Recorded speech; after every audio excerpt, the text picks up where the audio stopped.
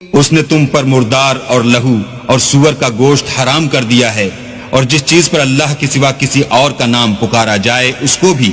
ہاں اگر کوئی ناچار ہو جائے تو بشرطے کہ گناہ کرنے والا نہ ہو اور نہ حد سے نکلنے والا، تو اللہ بخشنے والا مہربان ہے۔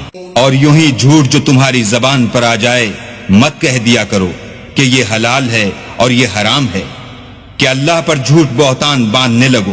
جو لوگ اللہ پر جھوٹ بہتان باندھتے ہیں ان کا بھلا نہیں ہوگا۔ جھوٹ کا فائدہ تو تھوڑا سا ہے، مگر اس کے بدلے ان کو عذاب علیم بہت ہوگا۔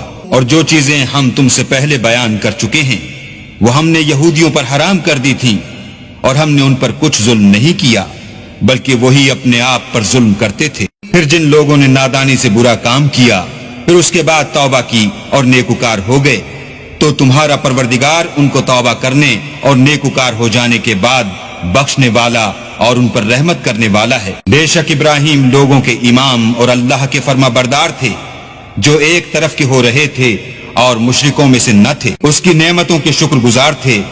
اللہ نے ان کو برگزیدہ کیا تھا اور اپنی سیدھی راہ پر چلایا تھا، اور ہم نے ان کو دنیا میں بھی خوبی دی تھی اور وہ آخرت میں بھی نیک لوگوں میں ہوں گے۔ پھر ہم نے تمہاری طرف وحی بھیجی کہ دین ابراہیم کی پیروی اختیار کرو، جو ایک طرف کے ہو رہے تھے اور مشرکوں میں سے نہ تھے۔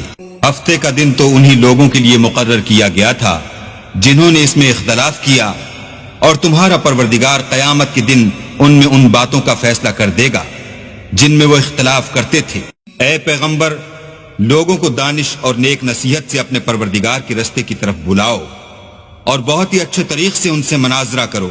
جو اس کے رستے سے بھٹک گیا تمہارا پروردگار اسے بھی خوب جانتا ہے، اور جو رستے پر چلنے والے ہیں ان سے بھی خوب واقف ہے۔ اور اگر تم ان کو تکلیف دینی چاہو تو اتنی ہی دو جتنی تکلیف تم کو ان سے پہنچی، اور اگر صبر کرو تو وہ صبر کرنے والوں کے لیے بہت اچھا ہے۔